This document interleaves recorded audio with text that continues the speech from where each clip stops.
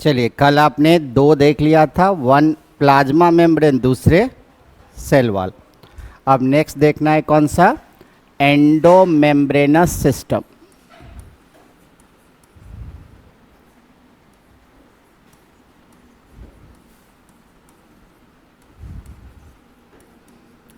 ऐसा कोई साल नहीं मिलता जिससे वन क्वेश्चन एंडोमेम्ब्रेनस सिस्टम से आपसे ना पूछे जाए। और स्पेशली गॉल्जी तो लगातार हर साल पूछ रहा है, 2024 में भी पूछा, 25 में भी पूछा। तो एंडोमेम्ब्रेनस सिस्टम से एक क्वेश्चन आपके एग्ज़ाम में, नीट के एग्ज़ाम में पढ़िए रहते हैं।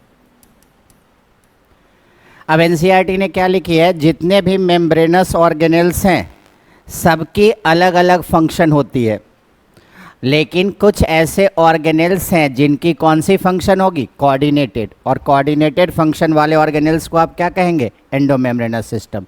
तो पूछा जाएगा एंडोमेम्ब्रेनस सिस्टम के पास क्या होते हैं, कौन सी फंक्शन होती है, कोऑर्डिनेटेड। तो लिखा है क्या, organelles having coordinated function are called endomembranous system. और एंडोमेम्ब्रेनस सिस्टम में कितने मेंबर आते हैं, आप जानते हैं 4। एंडोमेम्ब्रेनस सिस्टम में कितने ऑर्गेनेल्स आएंगे, एंडोमेम्ब्रेनस सिस्टम में 4 ऑर्गेनेल्स आते हैं। इस 4 ऑर्गेनेल्स के नाम सबको आपको पता है, वन इज ईआर।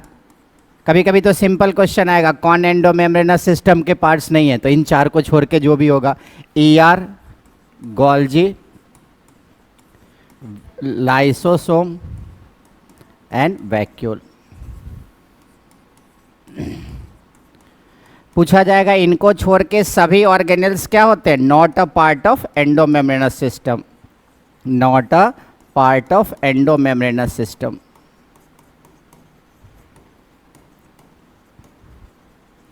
बट आप जो है यहाँ एनसीईआरटी ने 3 नेम लिखा है, क्लोरोप्लास्ट, पेरोक्सिसोम और माइटोकॉन्ड्रिया। एक लिखा है क्लोरोप्लास्ट, एक लिखा है पेरोक्सिसोम और एक क्या लिखा है, माइटोकॉन्ड्रिया।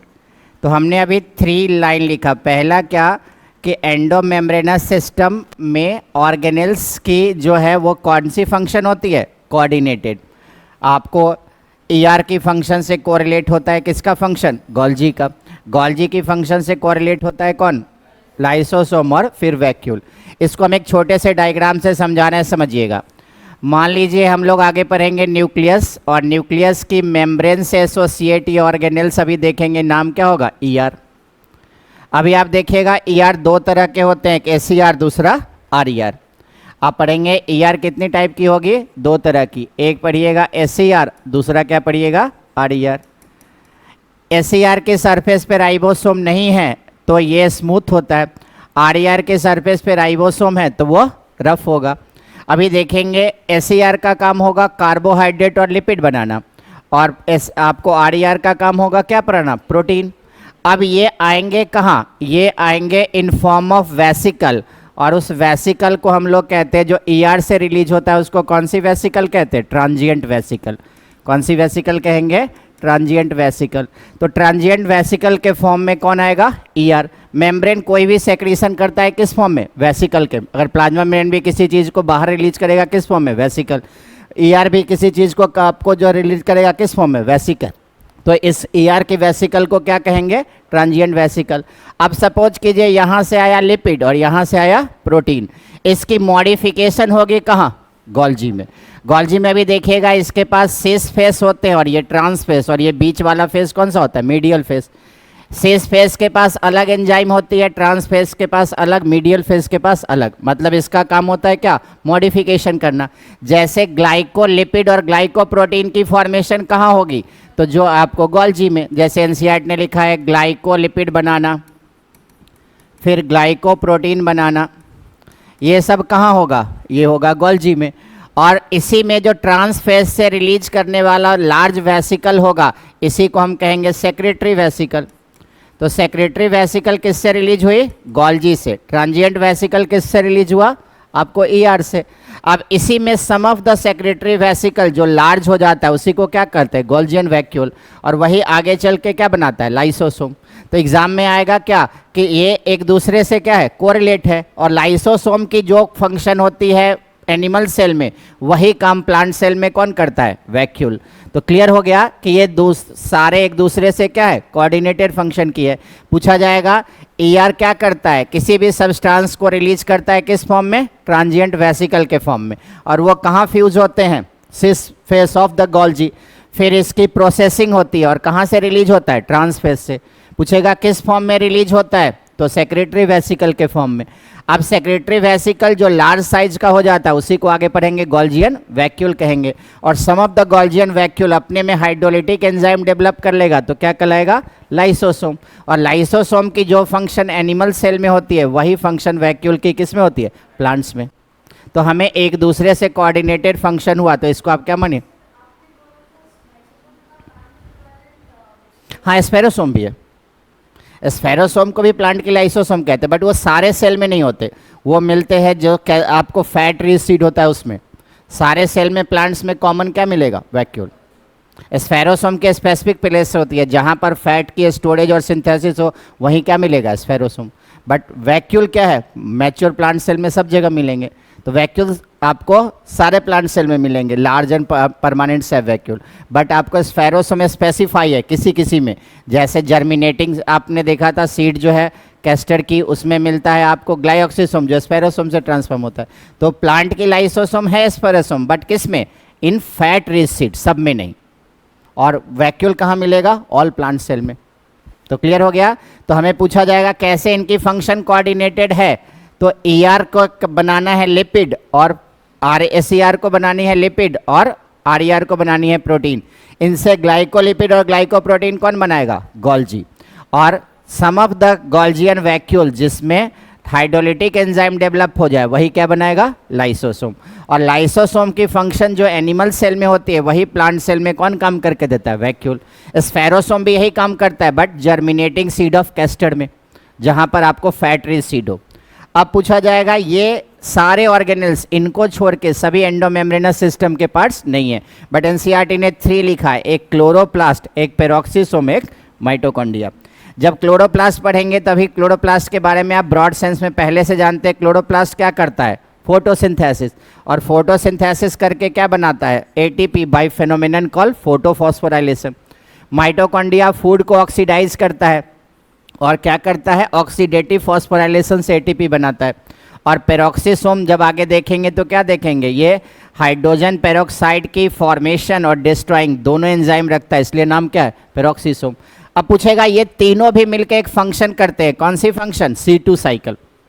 पूछेगा ये तीनों भी मिलकर एक फंक्शन करते हैं, कल बताए थे C2 साइकिल।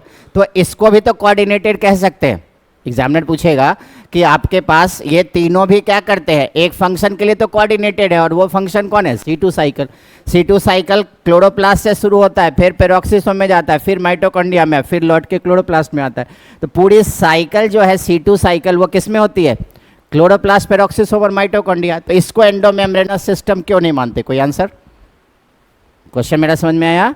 ये तीन भी एक फंक्शन के लिए स्पेसिफाई है, जो नीट के एग्जाम में पूछा जाता है हर 5 साल में, कि क्लोरोप्लास्ट, पेरोक्सिसोम और माइटोकॉन्ड्रिया तीनों एक फंक्शन करते हैं, और वो फंक्शन कौन है, C2 साइकिल। तो हम इसको एंडोमेम्ब्रेनस सिस्टम क्यों नहीं मानते, है ना, उस फंक्शन के लिए तो ये तीनों कोऑर्डिनेटेड है, एक ही साइकिल तीनों मिलके करता है। C2 साइकिल जो है वो क्लोरोप्लास्ट से स्टार्ट होती है, फिर पेरोक्सिसोम में जाएंगे और फिर माइटोकॉन्ड्रिया में। तो आपका आंसर होगा इनको एंडोमेम्ब्रेनस सिस्टम इसलिए नहीं मानते क्योंकि ये C2 साइकिल सारे ऑर्गेनिज्म में नहीं होते। प्लांट्स में भी 3 तरह की प्लांट्स पड़ते हैं, C3 प्लांट, C4 प्लांट और CM प्लांट। और C2 साइकिल केवल कौन से प्लांट्स में होता है, C3 प्लांट्स में। और C3 प्लांट टोटल आपको जो है प्लांट्स का कितना है, 85% ही है। तो ये यूबिक्यूटियस नेचर का नहीं है, इसलिए इसको हम एंडोमेम्ब्रेनस सिस्टम का पार्ट्स नहीं मानेंगे। समझ में आ गया, समझ में आ गई 4 बातें, कि ये सारे कोऑर्डिनेटेड है, बट ये एक फंक्शन के लिए कोऑर्डिनेटेड है और सभी ऑर्गेनिज्म में नहीं होते, केवल एक ही प्लांट्स में होते हैं, किस में, C3 प्लांट में। इसलिए हम इसको एंडोमेम्ब्रेनस सिस्टम के पार्ट्स नहीं मानते। तो 4 तरह के क्वेश्चन एग्जाम में आएगा। पहले आएगा एंडोमेम्ब्रेनस सिस्टम कौन है, जिनकी कोऑर्डिनेटेड फंक्शन हो, और ये 4 कौन है, ER, गोल्जी, लाइसोसोम और वैक्यूल। कौन एंडोमेम्ब्रेनस सिस्टम का पार्ट नहीं है? इन चार को छोड़ के कोई भी होगा वो एंडोमेम्ब्रेनस सिस्टम के पार्ट्स नहीं होंगे, बट एनसीईआरटी ने ये तीन का नाम लिखा है, क्लोरोप्लास्ट, पेरोक्सिसोम और माइटोकॉन्ड्रिया। पूछा जाएगा ये एक फंक्शन के लिए तो स्पेसिफाई होते हैं और वो है C2 साइकिल, फिर भी इसको एंडोमेम्ब्रेनस सिस्टम के पार्ट्स क्यों नहीं मानते या कोऑर्डिनेटेड ऑर्गेनेल्स क्यों नहीं कहते? क्योंकि C2 साइकिल स्पेसिफाई होता है for one plant call C3 plant, और C3 प्लांट टोटल प्लांट्स का भी 85% ही है, 5% नेचर में है C4, आप 85% है C3 और आपको जो है 10% है CM। तो प्लांट भी तीन तरह के हैं और उसमें एक ही स्पेसिफाई प्लांट्स में ही होता है, C4 में होता ही नहीं। तो आपको पूछा जाएगा, इसलिए हम इसको कोऑर्डिनेटेड नहीं मानते और कोऑर्डिनेटेड चार को ही मानते। एक और वर्ड पूछा जाता है GERL। GERL की फुल फॉर्म होती है Golgi associated endoplasmic reticulum from which lysosome arise, और ये भी किसके लिए यूज होता है? For endomembranes system. पूछा जाएगा GERL स्टैंड्स फॉर, GERL की फुल फॉर्म क्या होगी? GERL, GERL को कहते हैं Golgi associated endoplasmic reticulum from which lysosome arise. और ये भी किसको बताएगा? ये भी बताएगा आपको किसको? About endomembranes system. तो हमने एंडोमेम्ब्रेनस सिस्टम जो है उसकी इंट्रोडक्शन देख ली, अब एक एक करके सबको डिटेल में देखना है। ER से क्या लिखा है एनसीईआरटी ने और क्या क्या पूछा जाता है, गोल्जी से क्या लिखा है, लाइसोसोम से क्या लिखा है और वैक्यूल से लिखा है। तो इंट्रोडक्शन ऑफ एंडोमेम्ब्रेनस सिस्टम सबको क्लियर हो गया। पूछेगा कौन से चार ऑर्गेनेल्स एंडोमेम्ब्रेनस सिस्टम के पार्ट्स आएंगे, तो ER, गोल्जी, लाइसोसोम और वैक्यूल। क्यों इसको कोऑर्डिनेटेड मानते हैं? क्योंकि RER और SER ने जो प्रोटीन और लिपिड बनाया वो मॉडिफिकेशन के लिए कहाँ आता है? गोल्जी में। लिपिड से बन जाते हैं ग्लाइकोलिपिड, प्रोटीन से बन जाते हैं ग्लाइकोप्रोटीन। मतलब गोल्जी के सिस, ट्रांस और मीडियल फेज का काम होता है अलग अलग एंजाइम से इसमें कार्बोहाइड्रेट क्या करना? जोड़ना। लिपिड के साथ कार्बोहाइड्रेट जोड़ेगा तो ग्लाइकोलिपिड, प्रोटीन के साथ जोड़ेगा तो ग्लाइकोप्रोटीन। पूछेगा ग्लाइकोप्रोटीन और ग्लाइकोलिपिड कौन बनाता है, तो आगे पढ़ेंगे गोल्जी बनाता है। अब पूछा जाएगा ग्लाइकोप्रोटीनस कंटेंट्स रखने वाला वेसिकल, जो सेक्रेटरी वेसिकल है वो लार्ज हो जाता है और अपने में हाइड्रोलिटिक एंजाइम डेवलप कर लेता है, उसी को क्या कहते हैं? लाइसोसोम। और जो फंक्शन एनिमल सेल में लाइसोसोम की होती है वही फंक्शन प्लांट सेल में किसका होता है? वैक्यूल का। और पूछेगा कौन एंडोमेम्ब्रेनस सिस्टम के पार्ट्स नहीं है, तो ये तीन मिलके एक फंक्शन तो करते हैं, वो है फोटो रेस्पायरेशन, बट वो सारे ऑर्गेनिज्म में नहीं होता, इसलिए हम इसको एंडोमेम्ब्रेनस सिस्टम के पार्ट्स नहीं मानते। और पूछेगा क्या हमारे पास GERL क्या बताता है, तो GERL एक टर्म है जो स्टैंड करता है फॉर आपको डिस्क्रिप्शन ऑफ एंडोमेम्ब्रेनस सिस्टम, और GERL क्या बताता है? Golgi associated ER from which lysosome arise. अब एक एक करके सारे ऑर्गेनेल्स को देखना है, तो सबसे पहले कौन सा लिखना है? ER। और गोल्जी तो लगातार पूछ रहा है, 2024 में 3 एग्ज़ाम हुए थे। एक हुआ था आपको पहले नीट का एग्ज़ाम, फिर एक जगह जो है आपको एग्ज़ाम कैंसिल थे वहाँ हुआ, फिर रीनीट हुए, तो 3 एग्ज़ाम हुआ, तीनों में गोल्जी पूछा। तो गोल्जी इतना फ्रिक्वेंटली पूछा जाने वाला है। तो एंडोमेम्ब्रेनस सिस्टम से एक क्वेश्चन रहते ही हैं आपको, और उसमें अब सबसे पहले क्या देखना है? ER।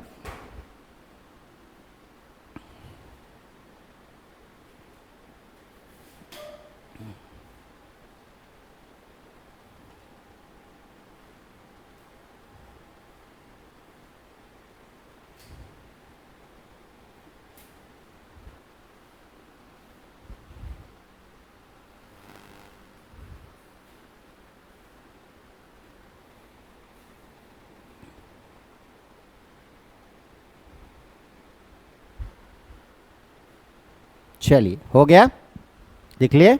चलिए अब आइए ER।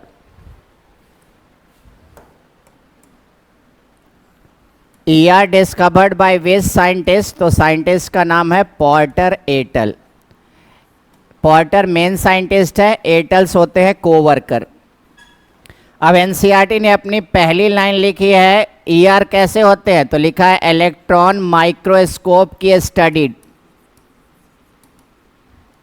इंडिकेट, क्या इंडिकेट करता है? इंडिकेट डेंस रेटिकुलर रेटिकुलर को हम कौन सा कहते हैं, रेटिकुलर, या इसको कहते हैं, रेटिकुलर वर्ड जब बायो में आएगा तो नेटवर्क लाइक। टीनी स्ट्रक्चर कहाँ प्रेजेंट होगा, प्रेजेंट इन साइटोप्लाज्म। मतलब सिंपल कह सकते हैं जो नेटवर्क लाइक स्ट्रक्चर साइटोप्लाज्म में आप देख रहे हैं उसी का नाम क्या होगा, एंडोप्लाज्मिक रेटिकुलम। नाम क्या है, एंडोप्लाज्मिक रेटिकुलम। मतलब रेटिकुलम वर्ड आने का मतलब क्या होता है, नेटवर्क लाइक।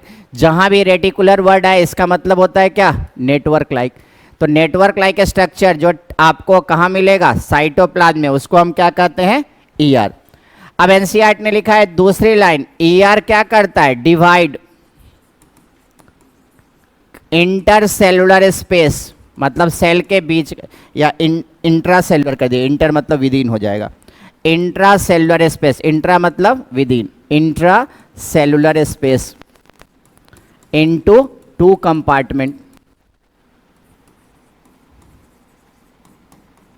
एक को क्या कहते हैं, ल्यूमिनल कंपार्टमेंट, और दूसरे को क्या कहते हैं, एक्स्ट्रा ल्यूमिनल।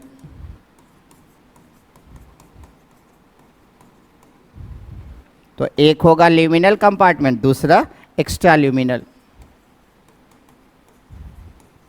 तो आपसे एग्जाम में पूछेगा कौन से ऑर्गेनेल्स कंप्लीट साइटोप्लाज्म को 2 कंपार्टमेंट में बांटता है, ल्यूमिनल और एक्स्ट्रा ल्यूमिनल। आंसर कौन जाना है, ईआर।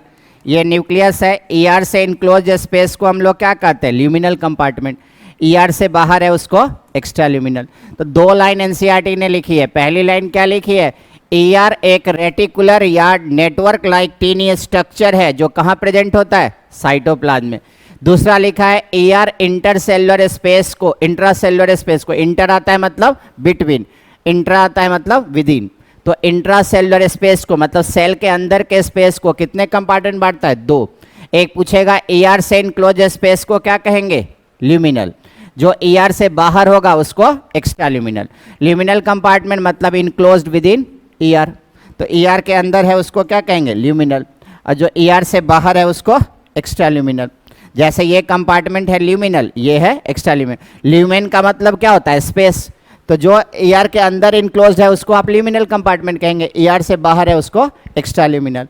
तो हमें 2 लाइन ईआर के बारे में लिखें। पहला क्या, ईआर एक डेंस रेटिकुलर स्ट्रक्चर है जिसको हम आपको जो है साइटोप्लाज्म में मिलते हैं, और ये इंट्रासेलुलर स्पेस को कितने कंपार्टमेंट बांटता है, 2। 1 इज ल्यूमिनल, दूसरा एक्स्ट्रा ल्यूमिनल।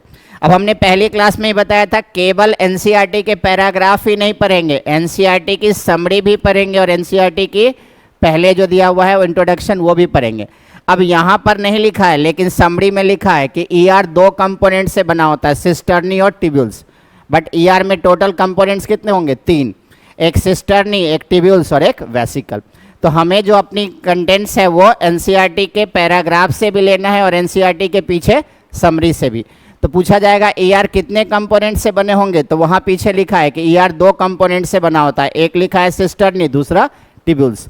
मतलब ईआर में होते कितने कंपोनेंट्स है, 3। बना होगा सिस्टर्नी और ट्यूब्यूल से, बट वो जो बडिंग से निकालेगा स्ट्रक्चर उसको क्या कहेंगे, वेसिकल। तो हम लोग लिखेंगे ईआर के कितने कंपोनेंट्स होंगे, 3। एक होंगे सिस्टर्नी, एक होंगे ट्यूब्यूल्स और एक होंगे वेसिकल।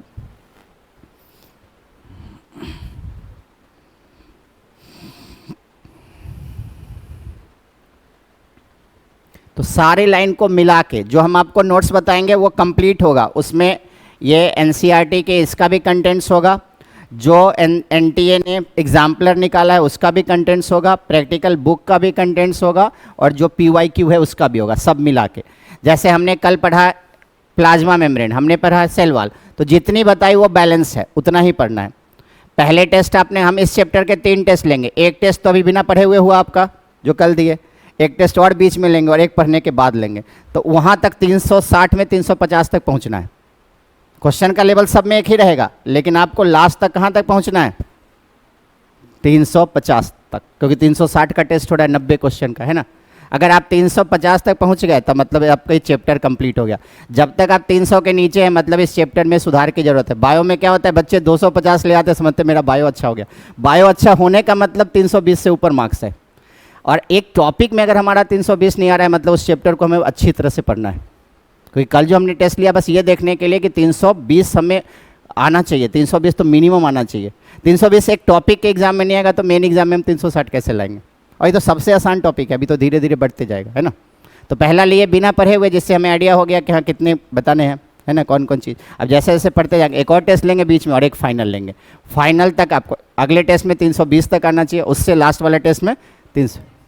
हाँ नेक्स्ट वीक, हर वीक टेस्ट। इस चैप्टर के 3 टेस्ट लेंगे, इसलिए इस चैप्टर को पढ़ते जाइए हम। और जब लास्ट टेस्ट लेंगे तब आपको 360 में 350 आ जाएगा, तब हम समझेंगे चैप्टर आपका कंप्लीट हो गया।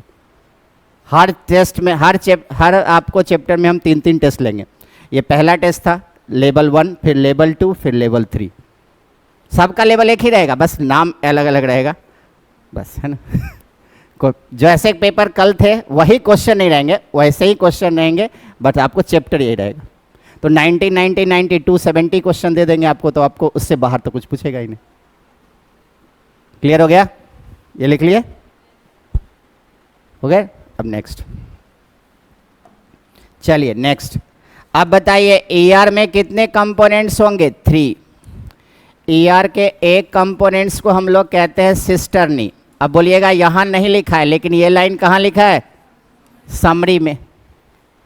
दूसरा कंपोनेंट्स होता है टिब्यूल्स, और इनकी बडिंग से जो निकलता है उसी को क्या कहते हैं? वेसिकल। और अभी जैसे समझाएं कि वेसिकल ऑफ ईआर को कौन सी वेसिकल कहेंगे? Transient vesicle. पूछा जाएगा सिस्टर्नी कैसे होते हैं? Flat interconnected structure. Flat interconnected structure को हम लोग क्या कहेंगे? सिस्टर्नी। सिस्टर्नी क्या करता है? Associated with ribosome. किससे एसोसिएट होता है? Associated with ribosome.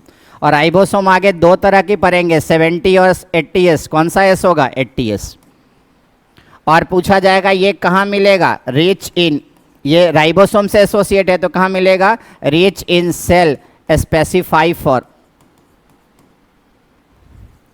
Protein synthesis. जो प्रोटीन सिंथेसिस करेगा उस सेल में कौन ज़्यादा होगा? सिस्टर्नी।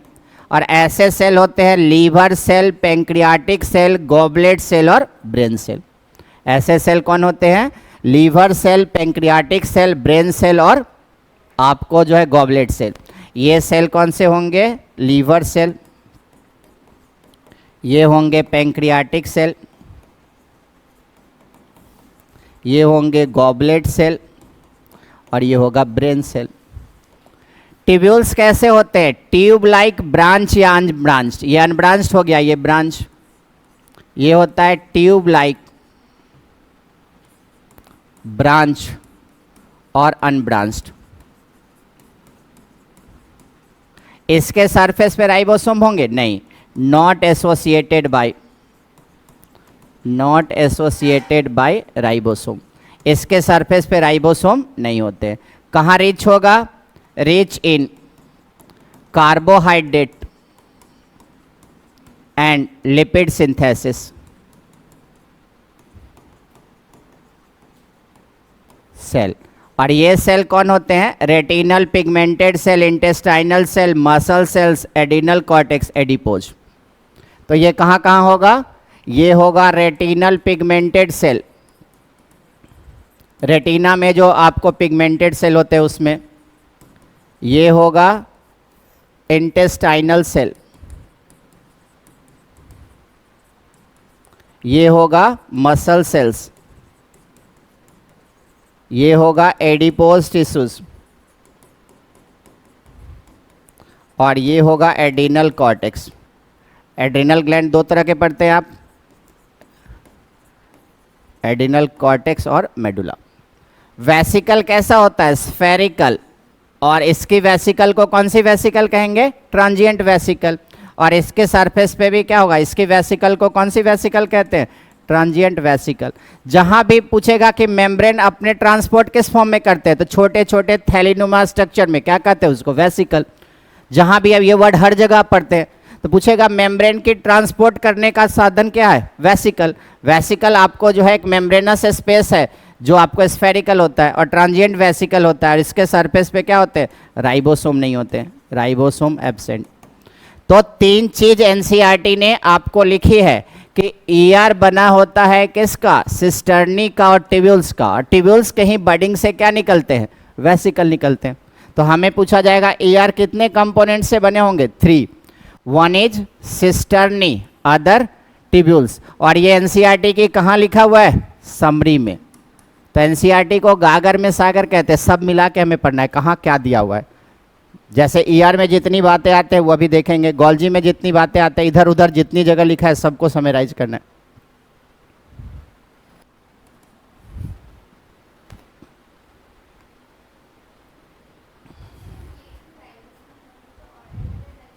हाँ, इसके सरफेस पे राइबोसोम हो, 70s नहीं, 70s मिलता है आपको यूकैरियोटिक सेल में, क्लोरोप्लास्ट और माइटोकॉन्ड्रिया के अंदर, बाहर नहीं।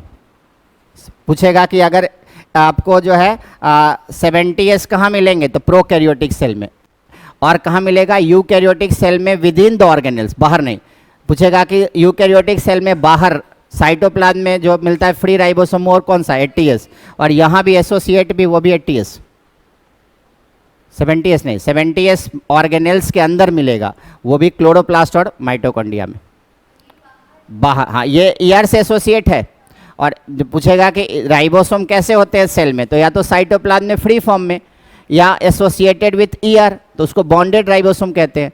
और बॉन्डेड राइबोसोम कौन से फॉर्म का होगा, 80s का, इसलिए स्पेसिफाई किया क्योंकि ये 50 वाले 60 वाले सब यूनिट से जुड़ा होता है। तो 60s किस में होता है, आपको 80s का कंपोनेंट होगा ना, ठीक है।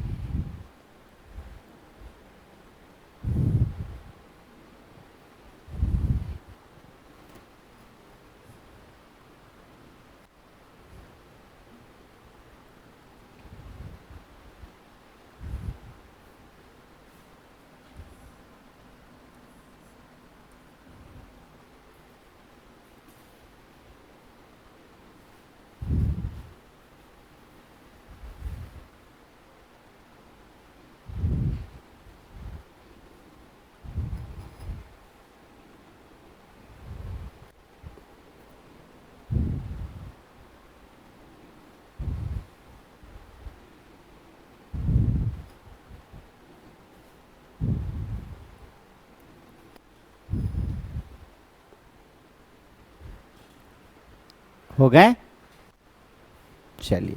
अब ईआर को दो तरह की आप पढ़ते हैं, एक आरईआर, दूसरा एसईआर।